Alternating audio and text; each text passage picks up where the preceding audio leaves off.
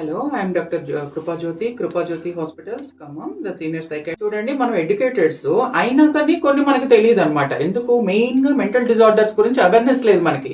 దాని గురించి నేను మెయిన్ గా చెప్పబోతున్నాను. చూడండి, వాళ్ళ బాబు మంచిగా చదువుకున్నారు, అన్ని తెలుసు. బట్ ఇది డిసీజ్ అని గుర్తించి ఉంటే ముందుగానే వెళ్ళి దాన్ని ట్రీట్మెంట్ తీసుకునేవాళ్ళు. కానీ అది తెలియక, అంటే ఏంటి, తనలో తను మాట్లాడుకోవడం, దిగులు పడడం, ఒంటరిగా ఉండడం, ఎవరితో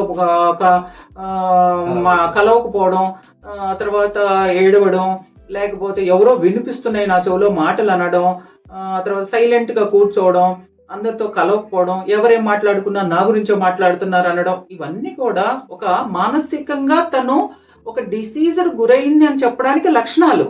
వీటిని మనము ఏదో అంటే మనం రిలీజియస్ గా తీసుకొని తాయెత్తులు వేయించుకోవడమో లేకపోతే దేవుళ్ళ దగ్గరికి తిరగడమో అనేది కాదండి. మనకి జ్వరం వస్తే మనం డాక్టర్ దగ్గరికి వెళ్తాం, లైక్ దట్. ఇవన్నీ ఒక లక్షణాలు. వాటిని గమనించి ఎర్లీగా కనుక మీరు డాక్టర్ దగ్గర సంప్రదించినట్లయితే వీటికి క్యూర్ ఉందండి. చూడండి, సూసైడల్ ఐడియేషన్ ఉంది. ఇప్పుడు ఒకవేళ వాళ్ళు మనకు తెలియకుండానే ఏమైనా చేస్తుంటే ఎంత డేంజర్ ఉంటుంది. దాన్ని మనం నోటీస్ చేసుకొని మందులు వేసుకుంటే ఎంత సింపుల్ గా తగ్గుతుంది. నేను చెప్పేది మేజర్గా ఏంటంటే, సిమ్టమ్స్ మీరు గ్రహించి డాక్టర్ని సంప్రదించండి.